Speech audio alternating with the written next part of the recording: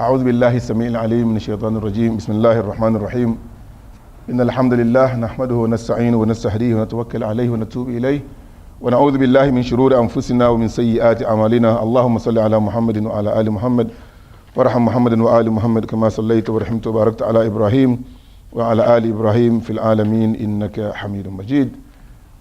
Thank you very much for being here again. This is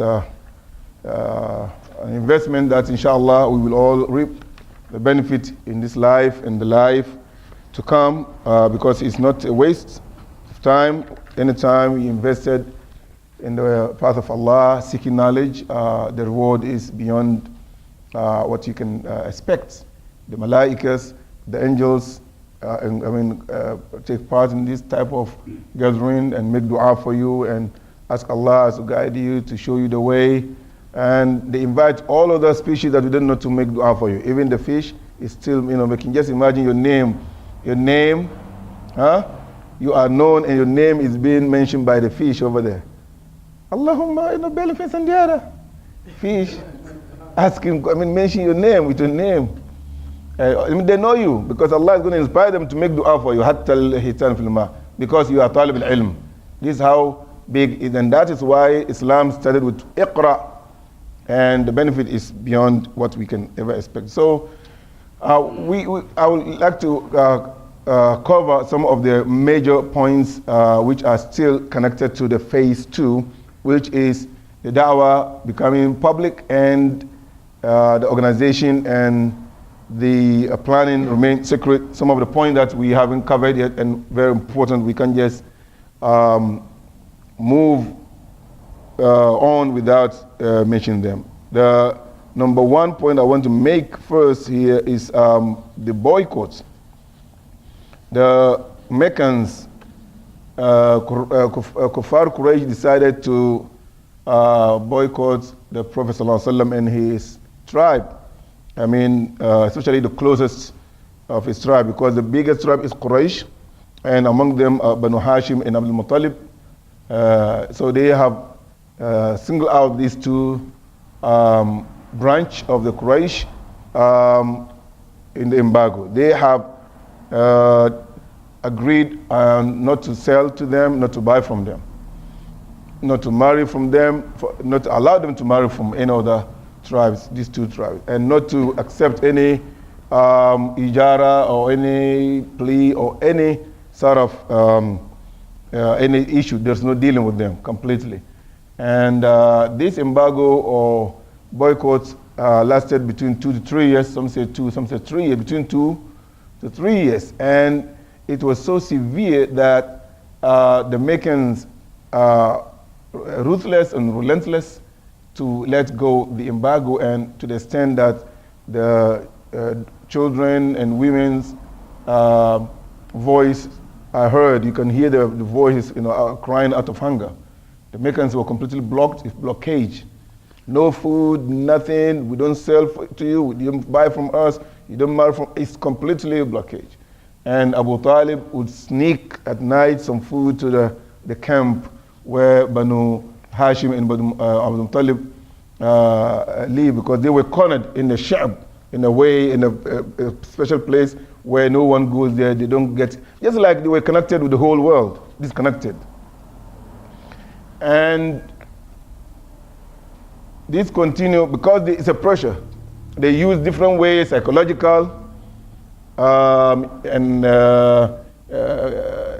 they try to use sentiments that we are together, don't listen to this guy, he's brought new religion, this didn't work. They use pressure on Abu Talib and psychological pressure to tell him that, look, it's either you surrender Muhammad ﷺ to us, or we will advise ourselves. Surrender him to us and let us deal with him, let us discipline him, that's what he's saying, or we would deal with you, we will advise ourselves, we take our decision against you. To a certain point, he almost gave up. He was so strong and solid like rock, but with pressure from the kuffar, from all of the tribes, he almost gave up.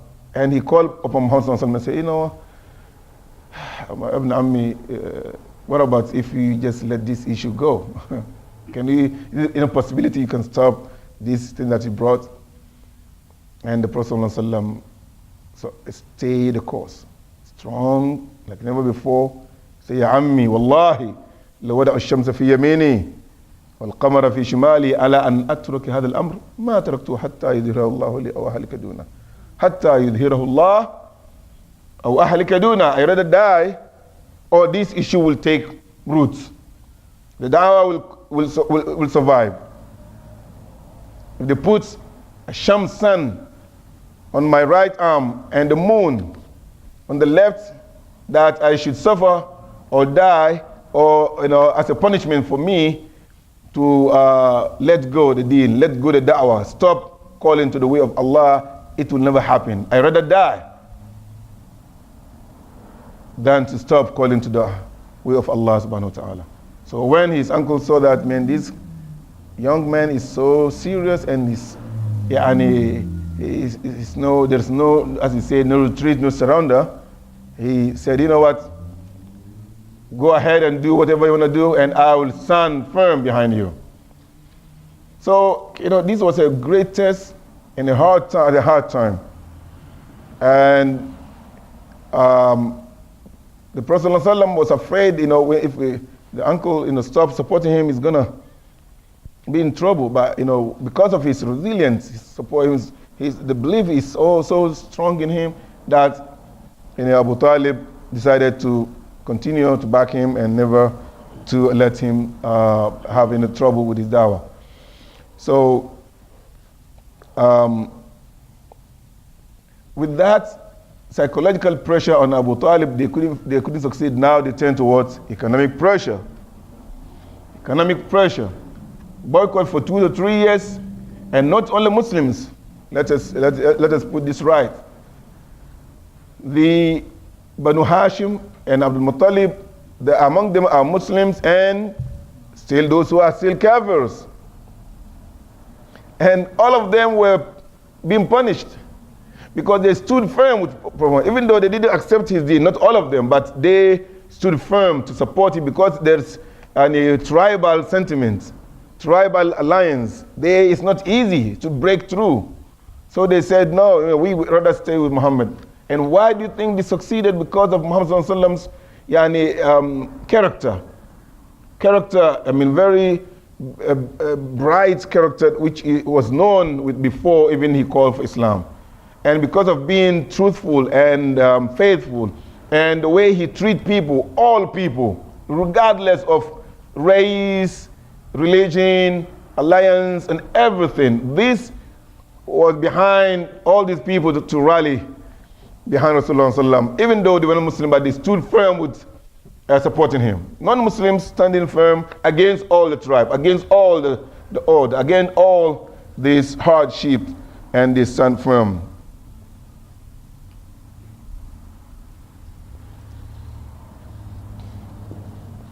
That was a very important point, muqata'a. And the one who actually, the big guys, the big dogs, they call them. I don't know why the big dogs, not the big cow, for instance. Big dogs. I don't know. So the big dogs in time were behind Abu Jahl and all the elites in Mecca were behind it. And the one who actually wrote the embargo, and they hung it on inside the Kaaba so that everybody will see it. Those who come, who have no idea, will see that this is what the Meccans have agreed upon. And anyone who venture to sell, to break through this, will be boycotted by the Meccans. And it's very important for them to keep their business running. So the one who wrote it, the Prophet ﷺ make dua for him. He said against him, Allahumma shulla yaminu, shulla yadu. May Allah subhanahu wa ta'ala take his hand, the one he used to write this. And for shullat yaminu, for shullat. Actually, his hand was, seized and paralyzed. Became paralyzed. Dua. Allahumma shulla yaminu. May Allah subhanahu wa ta'ala take his hand away. Allah has paralyzed him. And exactly to the dua, his hand was paralyzed. There are many names who wrote it. That is not the most important. Is the one who actually wrote the embargo and ink his name got paralyzed. His hand got paralyzed. And after many years of this, as I say, 3 years roughly, one of the non-Muslims, the Kuffar Quraysh, his name is Hisham bin Amr bin al-Harith. Hisham bin Amr bin al-Harith said, you know what, why should we be doing this? What's the purpose? What's the benefit? Why should we be eating and have our belly full, and these people are living and dying of hunger, starving? Why would you put them to starvation? Why don't we have to be more civilized and talk to them, and instead of what we're doing? It's humane. It's not humane. It's inhumane. It's not civilized. It's not what we are as Quraysh. That is not us. It's on Quraysh to allow them to starve like that. So he started to work through and talk to some people in the Quraysh, and he started to gain support. And they went to Abu Jahl. So Abu Jahl said, no way for this to be lifted. The embargo is going to stay until they all perish, they all die, or they return to their, the religion of their forefathers. Well, this man, Hisham, never stopped his plans or attempts. And on the end, he said, you know what? We are going to end this. It has to end. And he conferenced with some few strong people who believe in their tribal moralities and the Qurayshi taqalid, the culture of not allowing any one of them to die this way or suffer the way. So they went, and Mut'am bin Uday, this is a very important name, Mut'am, like Mat'am, not Mat'am, where's the pen? Mut'am bin Uday went inside the Kaaba in order to tear the paper apart, which is Al-Hisar. His name is Mut'am bin Uday. Very important. Mut'am bin Uday.